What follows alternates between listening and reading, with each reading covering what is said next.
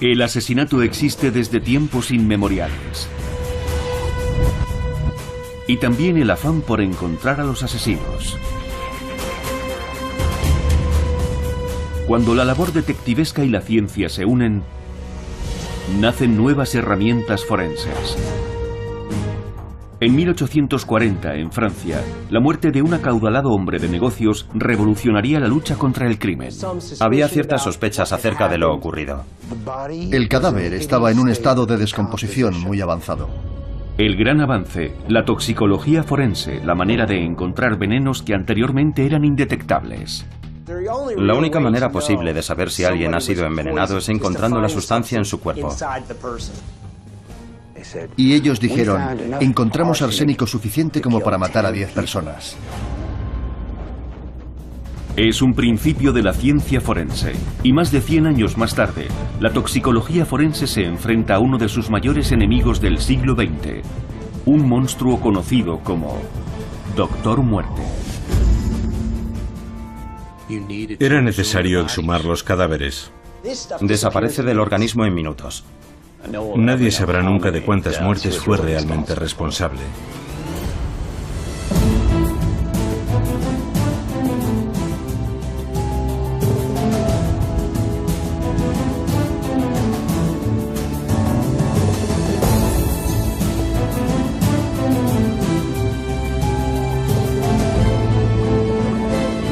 Técnicas forenses pioneras, cómo demostrar un envenenamiento. Long Island, Nueva York, 1993. George Siano tiene 60 años. Es un veterano de la guerra de Corea que padece cáncer. Está terminando una serie de tratamientos en el hospital de veteranos en Northport. El pronóstico de George es favorable, pero su familia sabe que está sufriendo. Estás viendo a alguien a quien quieres con muy mal aspecto y que no se encuentra bien. Y además padeciendo mucho dolor. El cáncer había afectado a la arteria femoral. En un intento por aliviar la agonía de su marido, su mujer ruega que le ayuden, pero el médico de George reacciona con frialdad. No le gustó que yo le llamara para hablar directamente con él. Le dije, está sufriendo mucho dolor. ¿No pueden darle algo para calmarlo? Y él me miró y me dijo, si lo hago puede que no salga de esta. Me pareció muy extraño. Le dije a mi hija, creo que hay algo en ese doctor que no me gusta.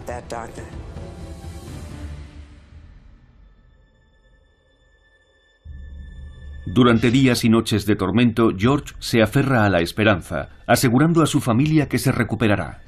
Me decía, no me voy a morir, volveré a casa.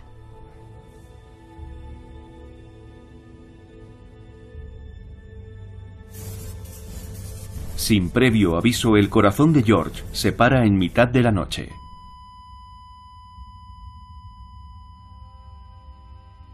Mientras su mujer y su hija están en casa tomando un merecido descanso, el veterano de guerra muere solo, en la oscuridad. Fue un shock cuando recibimos la llamada de que había sufrido un ataque al corazón. Nunca tuvo problemas de corazón. Nos pareció muy extraño, pero en esos momentos de luto tenía la sensación de que no estaba al borde de la muerte, esa sensación que él me transmitía y perduró muchos meses. En los hospitales de veteranos los pacientes mueren con frecuencia. Pero en los meses que siguen a la muerte de George, otros 2 pacientes mueren en el hospital de Northport, de repente y sin explicación. Lo más extraño de estos pacientes del hospital de veteranos es que todos tenían dolencias que no ponían en riesgo su vida, ya fuese congestión pulmonar o neumonía, cosas de las que la gente se recupera enseguida sin problema. Pero en un plazo de tiempo corto los encontraron muertos. Las 3 misteriosas muertes disparan las alarmas y la administración empieza a investigar. Descubren un patrón inquietante. Los 3 hombres fallecidos eran pacientes del mismo médico, Michael Swango. El doctor Swango tenía carisma y ese aspecto típicamente americano que causaba muy buena impresión en la gente. Pero tenía comportamientos extraños en el hospital que hicieron crecer las sospechas entre sus compañeros de trabajo. Varias enfermeras aseguraron haber visto a Swango hacer cosas que no debería estar haciendo. Estaba en el lugar equivocado en el momento inoportuno. Algunas enfermeras vieron a Swango administrar inyecciones intravenosas a enfermos que no eran pacientes suyos.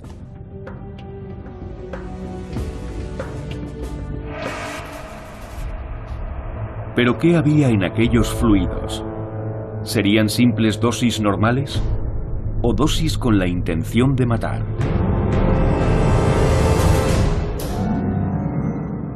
El veneno tiene una especie de atractivo mágico. El emperador romano Nerón era un devoto del veneno. Durante su reinado, contrató a un envenenador profesional para que le ayudara a librarse de sus enemigos y sus familiares molestos. En la Edad Media, el veneno estaba al alcance de cualquier persona. Entre los más populares, empleados para fines viles, se encontraban los venenos mortales hechos a base de plantas como la cicuta o la belladona. Durante el Renacimiento, el veneno estaba en auge. La dinastía de los Borgia llegó a crear su propio veneno, célebre en la época, un brebaje a base de cianuro al que llamaron la cantarela, que añadían a voluntad al vino o a la comida sin que nadie fuese consciente. Nada de eso ha cambiado. Los asesinos modernos pueden elegir de entre una amplia cantidad de sustancias potencialmente mortales. La Sociedad Estadounidense de Química tiene constancia de que hay más de 35 millones de compuestos. La naturaleza tiene muchos más que ni siquiera todavía conocemos. Todas estas son sustancias que pueden dañar gravemente a las personas. Y la mayoría de estos compuestos son fáciles de obtener, como Michael Swango demostró años antes de llegar a Northport. Después de servir un tiempo en el cuerpo de la Marina, Swango empezó a estudiar en la Facultad de Medicina de la Universidad del Sur de Illinois. Después de graduarse, consiguió un trabajo como técnico de medicina de emergencia. En uno de sus turnos, sorprendió a sus compañeros de trabajo trayéndoles donuts. Pero esa no era la única sorpresa. Poco después, todos se pusieron sumamente enfermos. Todos menos Swango. Sufrí las peores náuseas y vómitos de toda mi vida. Resultó que habían sido envenenados con arsénico. Sus compañeros encontraron insecticida a base de arsénico en la mochila de Swango.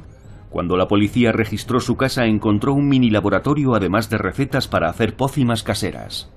Finalmente juntaron las piezas del puzzle y, para sorpresa de todos, acabaron acusándolo de haber envenenado a sus compañeros. Roció el veneno sobre los donuts y se los ofreció. El cómo había sido fácil de descubrir. El por qué resultó más inquietante. En 1995, en el juicio contra él, los fiscales mostraron a Swango como un alma atormentada. Disfrutaba jugando a ser Dios. Alguien capaz de envenenar a sus compañeros no tiene problema a la hora de mentir, y así Swango consiguió engañar a varios hospitales de diferentes partes del país antes de entrar en el de veteranos de Northport. Al parecer, el hospital de veteranos no hizo ninguna comprobación de los antecedentes de Swango y lo contrató. Parece inconcebible que alguien que ha sido condenado por envenenar a varias personas pueda llegar a ser contratado para trabajar en un hospital. El hospital de veteranos de Northport intenta justificar su error. En este caso, nuestro error fue dejarnos engañar por un individuo muy inteligente y que además estaba gravemente perturbado. Al enterarme de que había hospitales en los que se permitían cosas así, me sentía escandalizada, como le pasaría a cualquier persona. El hospital despide a Swango y se inicia una investigación sobre el asunto.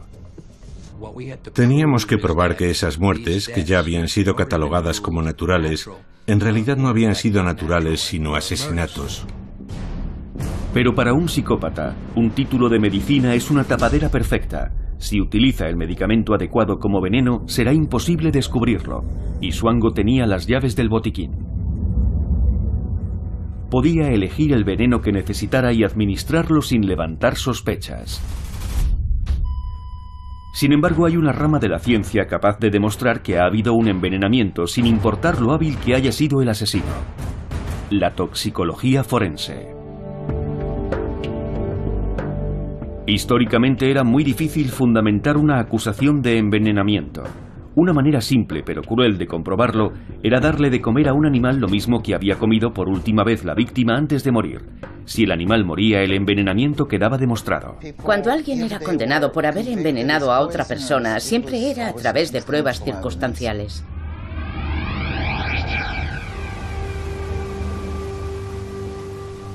Pero hace un siglo y medio todo eso cambió cuando en un proceso judicial en Francia lleno de sensacionalismo, la toxicología forense subió al estrado por primera vez en la historia. Le Glandier, Francia, 1840. Charles Lafarge, hombre de negocios, está sufriendo una gran agonía.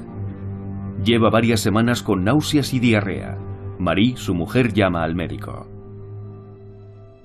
Su médico le examina y le diagnostica cólera y le dice a Marie: cuídale muy bien, atiéndele, y ella empieza a darle cuidados.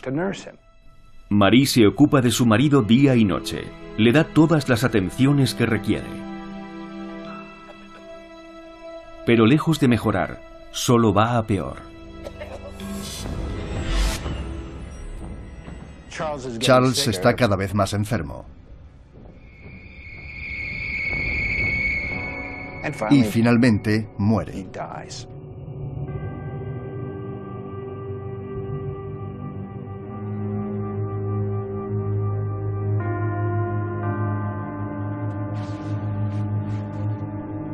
En el certificado de defunción de Lafarge aparece el cólera como causa de la muerte, una enfermedad muy común en esa época.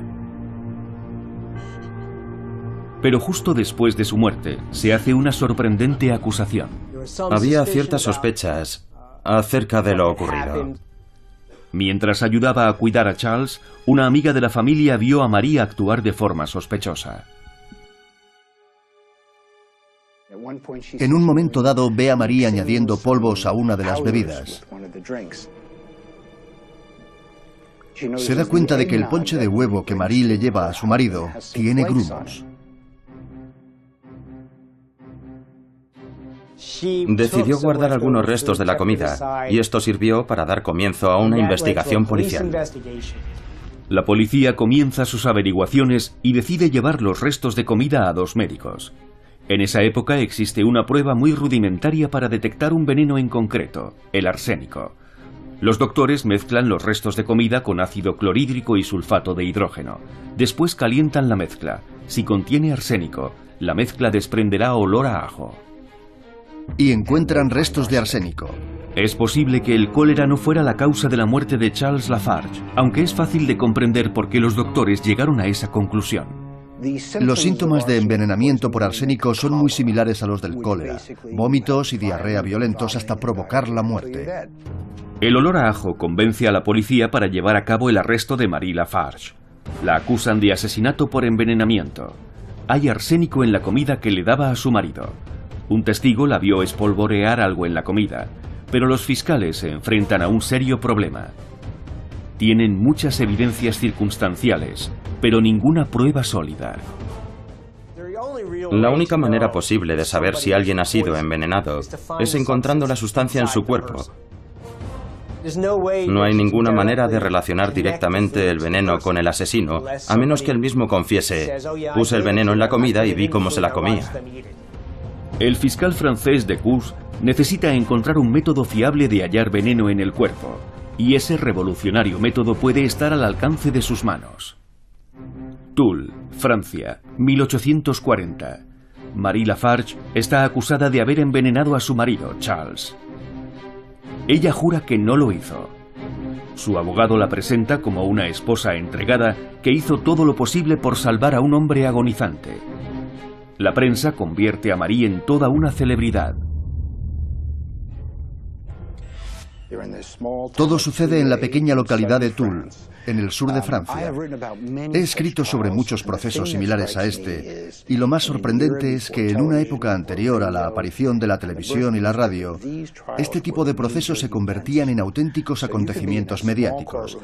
De modo que podías estar en una pequeña sala de tribunal, en una pequeña localidad de provincias, y en este caso, por ejemplo, a las 5 de la mañana, la sala estaba abarrotada. Francia y probablemente todo el mundo occidental divididos a favor y en contra de Marie, y ella lo representaba con sus gestos histriónicos e intentando dar una imagen de gran señora, pero aquello era un juicio. El fiscal muestra la prueba de la comida envenenada con arsénico. Una testigo afirma haber visto a Marie administrar a Charles el letal aperitivo. Pero en 1840 el cólera es muy frecuente. Los síntomas del fallecido encajan perfectamente con ese diagnóstico. Todas las circunstancias, los testigos, las declaraciones, todo apuntaba a que Marie era la culpable. Pero en ese momento aún no había realmente ningún método con el que se pudiera probar que el arsénico estaba presente en el cuerpo del señor Lafarge. Pero se equivocan. Lejos de allí, en Escocia, el químico James Marsh había conseguido un avance muy importante. Durante siglos, los científicos habían intentado encontrar un método para detectar restos de arsénico en el cuerpo humano, pero habían fracasado. Marsh pensó que era capaz de conseguir aquel objetivo imposible. Marsh se dispuso a perfeccionar la prueba para detectar arsénico en la comida. Sus investigaciones en el laboratorio dan resultado. La prueba causa un gran revuelo entre la comunidad científica. Y la noticia del test de Marsh llega hasta Francia. El tribunal se pregunta si este nuevo método podría probar si Marie había asesinado a Charles.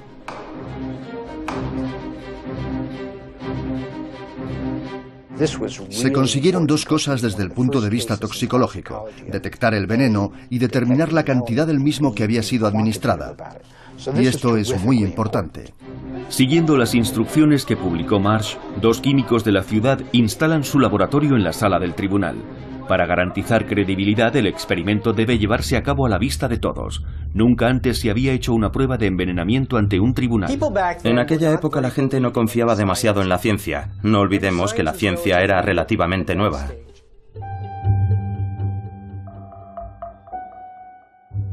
Así que lo que había que hacer era demostrar la evidencia a la gente. Los químicos tienen un trozo del estómago del fallecido que había sido extraído durante su autopsia. Si Charles Lafarge había ingerido arsénico, la pared de su estómago debería mostrar evidencias de ello. Para hacernos una idea de lo primitivos que eran los métodos, durante un periodo de tiempo tuvieron el estómago guardado en el cajón de un escritorio. La cadena de pruebas no era muy ejemplar. Los químicos añaden ácido a una muestra de la pared del estómago. Se forma un gas. El gas pasa a través de un tubo y sobre una llama. Si hay arsénico en el gas, debería formarse un revestimiento metálico sobre el cristal. El público contempla la escena fascinado, a la espera de los resultados.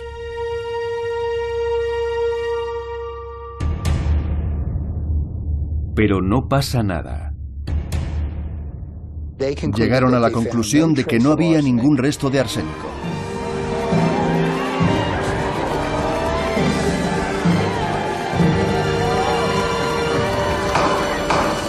Como el periódico The Times señaló, la sala vibró en aplausos.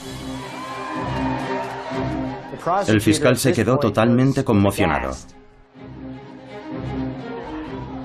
Marie Lafarge pensó que la vida era maravillosa, estaba pletórica, sus abogados estaban exultantes.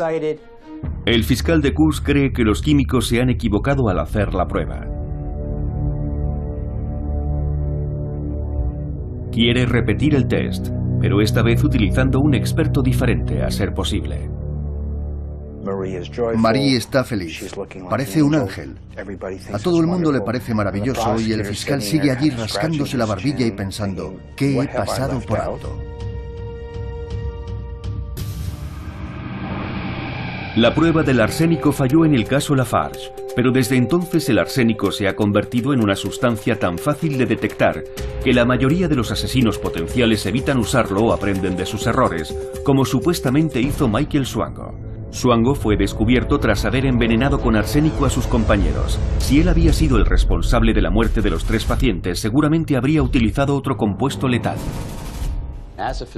Al ser médico en el hospital tenía acceso a muchas sustancias diferentes, muchos medicamentos, compuestos químicos e inyectables. Y él sabía que sería muy difícil diferenciar si habían sido suministrados con fines médicos o con otras intenciones. Swango podría haber utilizado casi cualquier compuesto químico como arma. Con la cantidad adecuada, casi cualquier fármaco puede matar a una persona, a menudo sin levantar sospechas. Los fármacos bloqueantes neuromusculares, como el pancuronio, que se utilizan para relajar los músculos de los pacientes antes de la cirugía, en altas dosis pueden paralizar el diafragma, causando la muerte por asfixia. El nitroplusiato de sodio se administra para controlar la tensión arterial elevada. En caso de sobredosis, puede provocar que el cerebro deje de funcionar. En ciertas operaciones de corazón, es necesario que éste esté parado, para lo que se utiliza el cloruro de potasio. Pero en manos equivocadas se convierte en una inyección letal. Después de haber provocado la muerte, los venenos tienden a concentrarse en diferentes órganos del cuerpo. Al no saber lo que están buscando, los toxicólogos tienen que hacer test de todas las sustancias. Pero los cadáveres del caso Swango llevan 6 años bajo tierra. Era necesario exhumar los cadáveres, lo que no es nada fácil. Tienes que ponerte en contacto con la familia y pedirles permiso para exhumar el cuerpo de su ser querido, con objeto de intentar demostrar que fue asesinado, en lugar de haber muerto por causas naturales. Me llamaron para decirme que iban a exhumar el cuerpo. Nunca lo olvidaré. Estaba bajando las escaleras, descolgué el teléfono y me lo dijeron. No sé si me quedé tan sorprendida, porque la verdad es que nunca esperas recibir una llamada así. Los restos exhumados son trasladados a los laboratorios NMS en Willow Grove, Pensilvania. La toxicología forense es muy difícil de aplicar post-mortem en casos recientes en los que los tejidos están aún frescos, por lo que la dificultad se multiplica con tejidos en descomposición. Porque además de la mezcla de compuestos potenciales que pueden estar presentes, la matriz con la que trabajamos es distinta y las sustancias varían, por lo que nos resulta muy complicado aislar las partes de interés. Algunos de los tejidos estaban intactos, otros se habían licuado y otros se habían disecado. Por ejemplo, aquí tenemos tejido cerebral. No podemos analizarlo tal y como está, porque es un tejido sólido. Por ello, lo que hacemos es tomar un trozo, lo pesamos con precisión y hacemos una especie de mejunje a partir de él que finalmente adquiere el aspecto de un líquido. Una vez tienen la muestra de cerebro licuado, los investigadores empiezan la búsqueda de veneno.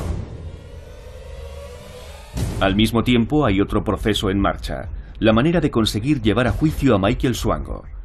Todavía sin ninguna prueba sobre las que levantar cargos por asesinato, las autoridades consideran la posibilidad de acusarle de fraude si consiguen atraparlo.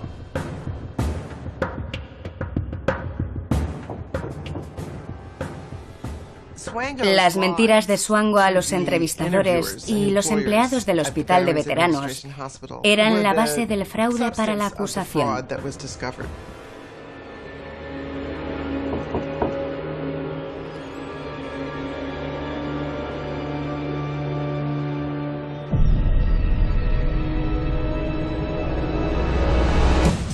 Pero Swango no aparece por ninguna parte. De hecho, ha huido del país. Sin embargo, sigue fiel a sus costumbres. Acabó en alguna parte del sur de África. Estaba trabajando en un remoto hospital de una misión en el interior de Zimbabue. En muy poco tiempo empezó a aparecer un patrón muy similar. Incluso para los estándares de un hospital situado en una remota zona de África, la tasa de mortalidad entre los pacientes era alarmante. Algunos de ellos sobrevivieron y relataron con pelos y señales cómo les intentaba inyectar sustancias que ellos desconocían. No formaban parte del protocolo sanitario. Incluso las enfermeras le preguntaban qué estaba haciendo. Había demasiados testigos. Pero se enfrentaban a un problema realmente cardinal. Era el médico. Trabajaba en un hospital y la gente muere en los hospitales continuamente. Así que el hecho de que él estuviera presente o cerca de allí cuando la gente moría no demostraba nada. Dejándose guiar más por instinto que por pruebas tangibles, los gerentes del hospital se ponen en contacto con la policía. Pero una vez más sale huyendo, y una vez más el misterioso Dr. Swango les toma la delantera. Evitando su detención en Estados Unidos y luego en África, después de haber dejado tras de sí una sospechosa estela de muertes, el Dr. Michael Swango ha vuelto a escaparse una vez más. Intentaba salir del país y trasladarse a otro lugar para continuar con su oleada de crímenes. Y entonces, sorprendentemente, inició las gestiones para conseguir un nuevo trabajo en Arabia Saudí.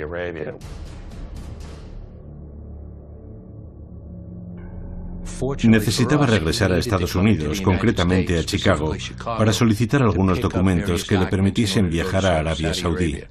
Arabia Saudí exige a las personas que intentan entrar en el país un visado expedido en su país de origen, así que Swango tenía que volver a Estados Unidos para obtenerlo. Él debía ser consciente del riesgo que corría, porque intentó evitarlo por todos los medios. Solicitó que aceptasen un visado conseguido en un país europeo, pero le respondieron que no, que tenía que hacerlo a través de un consulado de Estados Unidos, de modo que voló hasta Chicago. Cuando estaba a punto de volver a escaparse, a Swango se le acabó el tiempo y la suerte. Recibí una llamada de un agente de aduanas del aeropuerto O'Hare de Chicago. Me dijo, hemos detenido a un fugitivo. Su nombre figura en una orden de arresto. Tenemos a Mike Swango. Las autoridades arrestan a Swango por fraude y perjurio. Él se declara culpable. Cuando el juez Misler condenó a Mike Swango por los cargos de fraude y perjurio, puso como condición en su encarcelamiento que no se le permitiese trabajar en ninguna instalación de servicio alimentario de ningún penal federal, cárcel, prisión, etc. Y probablemente se debió al incidente del envenenamiento de los donuts con matarratas. Sin embargo, las penas de cárcel por fraude y perjurio son reducidas y podría salir por buen comportamiento en la mitad de tiempo.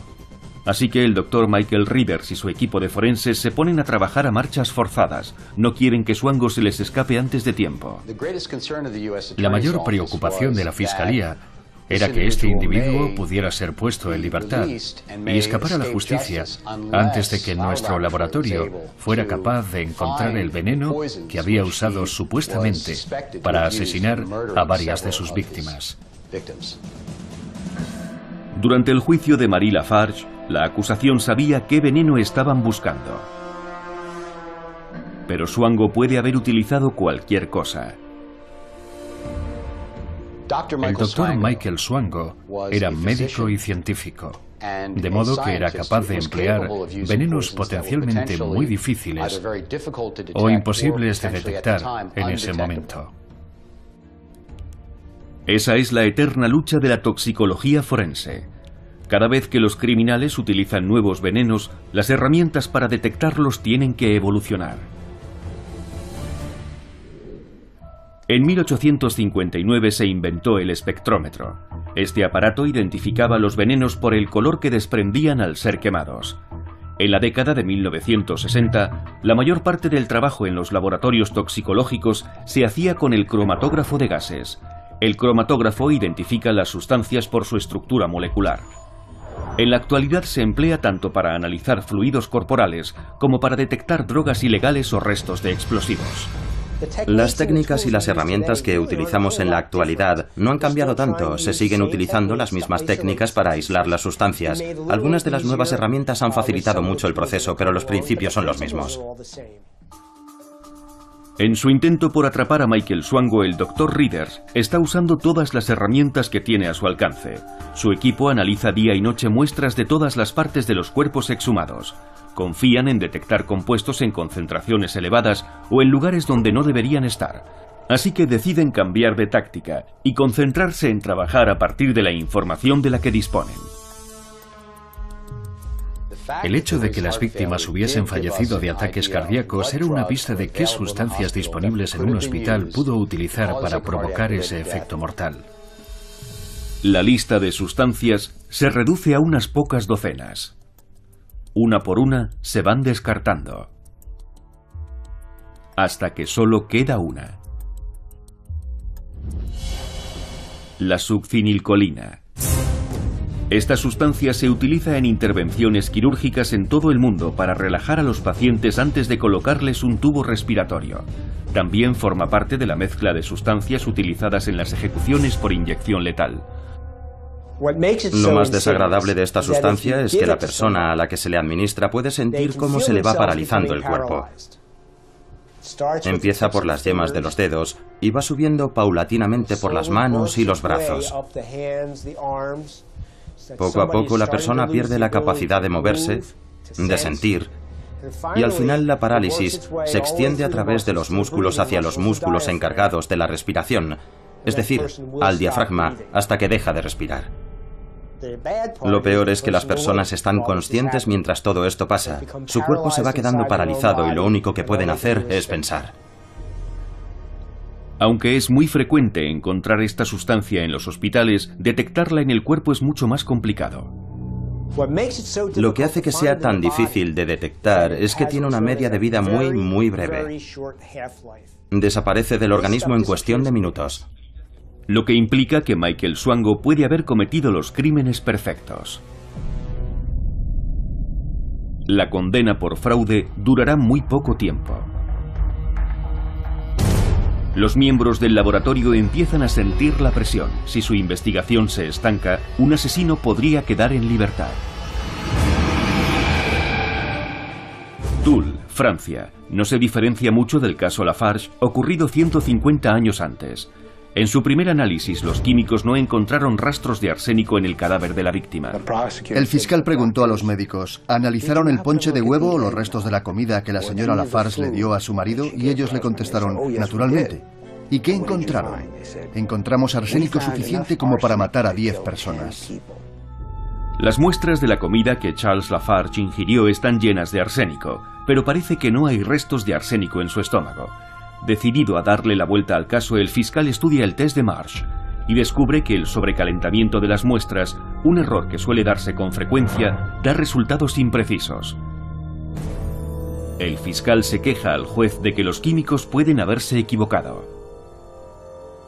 El juez está de acuerdo en que la única manera de resolver el caso es traer al mejor experto disponible para que realice un test definitivo. El mejor experto de la época es el doctor Mathieu Orfila. Orfila, parisino de cuna, goza de una brillante reputación como químico. Él también ha estado investigando sobre el veneno y la forma de identificarlo y conoce el test de Marsh. Era sin duda un genio. A los 14 años hablaba y leía 5 idiomas, incluidos latín y griego clásicos, y aventajaba a sus propios profesores. Con 24 años escribió su primer tratado sobre toxicología forense. En el momento en el que se estaba celebrando el juicio, ya había escrito 4 libros sobre el tema. Pero no era consciente de que estaba a punto de realizar una prueba pionera que abriría el camino a una nueva rama de la ciencia forense. Lo primero que hizo Orfila fue revisar todo lo que se había hecho previamente. Llegó a la conclusión de que el test que se había practicado era inadecuado y que los químicos que lo habían llevado a cabo probablemente no supieran muy bien lo que estaban haciendo. Afirmó en una declaración jurada que su trabajo era un desastre. En 1840 no existe nada parecido a la toxicología forense, y en aquel entonces, como hoy, los resultados de las pruebas son tan fiables como las personas que las realizan. Tanto entonces como hoy en día, ninguna metodología, por muy sofisticada que sea, dará resultados fiables si no se aplica correctamente. Tanto la defensa como la fiscalía están de acuerdo en hacer un segundo test. El abogado de Marie Lafarge está convencido de que esta segunda prueba aliviará a su defendida. La fiscalía no está tan segura de conseguir buenos resultados. En ese momento, el juez ordenó la exhumación del cuerpo de Charles Lafarge.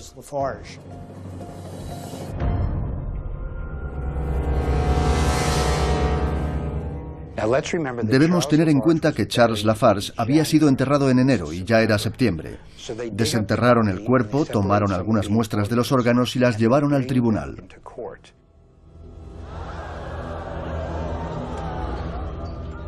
El cadáver estaba en un estado de descomposición muy avanzado. Tuvieron que quemar incienso para que los asistentes pudieran soportar el hedor. Y para que el público presente pudiese observar todo el proceso, los doctores llevaron a cabo las pruebas en la sala del tribunal. Orfila trabaja de forma metódica. Lo que hizo fue ajustarse al procedimiento empírico que debe seguir un científico. Tomó todos los elementos del caso uno por uno y los analizó cuidadosamente, no dando nada por sentado. Lo único que le importaba era el trabajo científico y no decirle ni a la policía ni a la defensa lo que querían oír. Su cometido era obtener conclusiones científicas. La primera vez que se aplicó el test de Marsh en un juicio, los químicos solamente analizaron una parte del estómago. Orfila se pregunta si el arsénico no estaría repartido por otros órganos del cuerpo de Lafarge, como el hígado, los intestinos o el cerebro. Procedió de forma minuciosa. Llevó el test hasta límites que ni siquiera el propio Marsh habría podido imaginar. Fue analizando metódicamente todo el cuerpo poco a poco hasta que fue deduciendo dónde podía estar exactamente el veneno. Después de varias horas trabajando a la vista de todos, Orfila anuncia que tiene resultados. Todo el mundo aguarda impaciente para escuchar si ha encontrado veneno o si la prueba de Marsh ha vuelto a fallar. La viuda, Marie Lafarge, está siendo juzgada por asesinato. Su destino está en manos del doctor Mathieu Orfila. El químico ha analizado el cadáver de Charles, el esposo de Marie. Ya tiene los resultados. Hizo unas declaraciones muy impactantes ante el tribunal. Declaró que había encontrado arsénico metálico en todos los órganos de Lafarge. Incluso en el cerebro había hallado cantidades muy importantes. Y a través de todo el sistema digestivo, de lo que se deducía que el veneno había sido ingerido. Con estas pruebas, el destino de la señora Lafarge quedó sellado. El veredicto: culpable. Por primera vez en la historia, una persona es condenada gracias a la toxicología forense, al demostrar que Marie Lafarge había envenenado a su marido. Fue enviada a prisión donde en 1852 murió de tuberculosis. El juicio convierte al doctor Orfila en una celebridad. Cuando se tiene al mejor toxicólogo del mundo trabajando con la tecnología más avanzada, se puede conseguir cualquier cosa. Orfila fue pionero en la introducción de las pruebas científicas en los juicios y se ganó el sobrenombre de padre de la toxicología forense.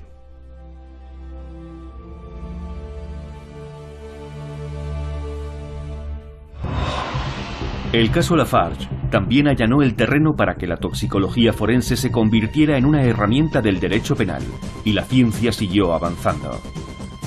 En un caso de 1850, el químico belga Jean Servet inventó una prueba para detectar toxinas vegetales. En la década de 1920, Alexander Gettler descubre cómo detectar el envenenamiento por alcohol. Sus test ayudan a condenar a Ruth Snyder a la silla eléctrica por el asesinato de su marido.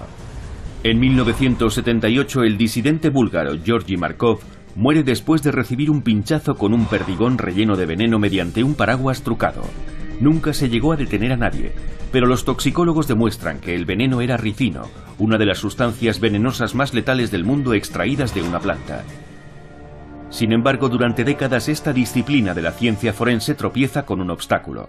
En un momento dado, los órganos se degradan tanto que ya no se pueden analizar en un laboratorio, pero hay una parte del cuerpo humano que se ha convertido en el arma secreta de la toxicología forense: el pelo. Puede llegar a durar siglos. En 1991, el doctor Frederick Readers utiliza cabello de un cadáver para determinar no solamente cómo murió, sino cuándo. En una ocasión, Readers ayudó a condenar a una viuda que había estado dando de comer a su marido un veneno metálico letal, talio. La mujer estuvo envenenando a su marido durante 9 meses. 5 años después, los análisis de Readers demuestran que el hombre tenía una cantidad letal de talio en el cuerpo. El pelo es como una escala de tiempo.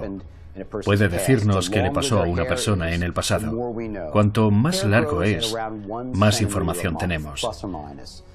El pelo crece a una velocidad de 1 centímetro al mes, más o menos. Esto nos permite tomar un fragmento de cabello, extraer muestras muy pequeñas y a partir de esas moléculas establecer una escala temporal de exposición a una determinada sustancia. El pelo puede proporcionarnos un historial de la exposición a un veneno o del consumo de una droga. Lo que hacemos es coger pequeños fragmentos de cabello y retroceder en el tiempo para averiguar qué ha estado haciendo una persona y a qué sustancias ha estado expuesta.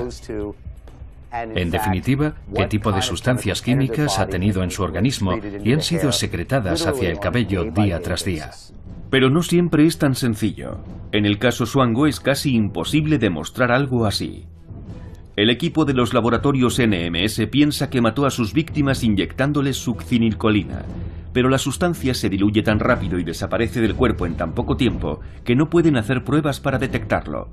No pueden detectar la sustancia en sí, pero sí se pueden detectar los compuestos que deja tras de sí. Es mucho más difícil, pero merece la pena intentarlo. Cuando la succinilcolina se diluye, deja una serie de sustancias químicas distintivas, y dado que los riñones son el sistema de filtrado del cuerpo, es posible que aún quede algún rastro de esos residuos. El cuerpo intenta expulsar el veneno a través de los riñones hacia la orina.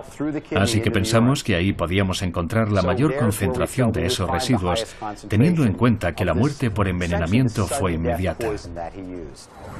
Las muestras del riñón pasan por 2 fases: la cromatografía líquida para separar los compuestos y el espectrómetro de masas de tiempo de vuelo para identificarlos. En la primera fase, Readers hace pasar la muestra a través de un tubo de ensayo.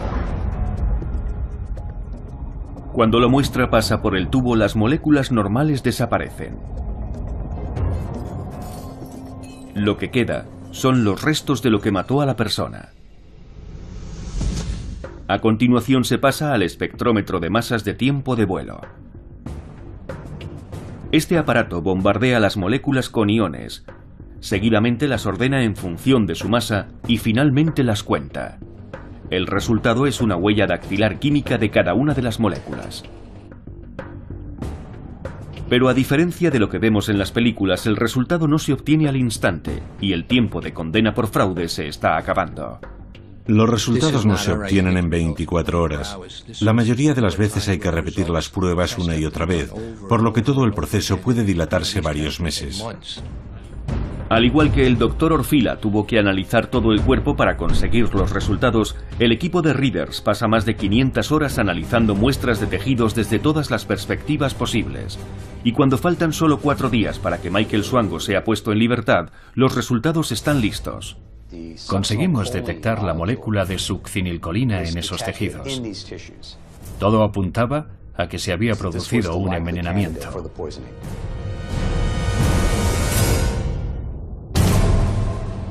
El hecho de encontrar esos niveles de succinilcolina después de tanto tiempo y después de tanta degradación indica casi con total seguridad que fue inyectada. Lo que indica claramente que esos pacientes que murieron en el hospital de veteranos de Northport fueron asesinados. Y todos los indicios y las pistas apuntan a Michael Swango. Le acusamos de las muertes de 3 pacientes en el hospital de veteranos de Northport. Hasta ahora ninguno de los familiares de las víctimas sabía con certeza si habían sido envenenadas. Los resultados son devastadores. No entiendo cómo pudo llegar tan lejos y que nadie fuese capaz de impedírselo antes. Me resulta inconcebible. Y si no hubiese sido por la toxicología forense, los crímenes de Michael Swango habrían sido indetectables, permitiéndole seguir cobrándose la vida de muchas más personas. El 6 de septiembre del año 2000, Michael Swango se enfrenta a la justicia. Los fiscales están preparados para librar una verdadera batalla, pero el despiadado doctor se rinde sin oponer resistencia. El doctor Swango se declaró culpable de los 3 asesinatos en el hospital de veteranos de Northport, en Long Island. Pactamos una condena de 3 cadenas perpetuas consecutivas y que no sería extraditado a África. En lugar de utilizar su licencia para salvar vidas, Swango decidió dedicarse a arrebatarlas. Tendría que haber sido condenado a muerte en lugar de pasar lo que le queda de vida en la cárcel. Él sigue respirando, pero las víctimas están muertas. Swango nunca ha dicho por qué asesinaba, pero en una entrada de su diario escribió sobre el dulce, fuerte y cercano olor del homicidio. Hay muchas pruebas a lo largo de su carrera sobre lo emocionante que le resultaba ejercer su poder sobre la vida y la muerte de otras personas. Si quisieras matar gente porque eres un psicópata diabólico completamente trastornado, ¿qué mejor camuflaje podrías usar que convertirte en médico?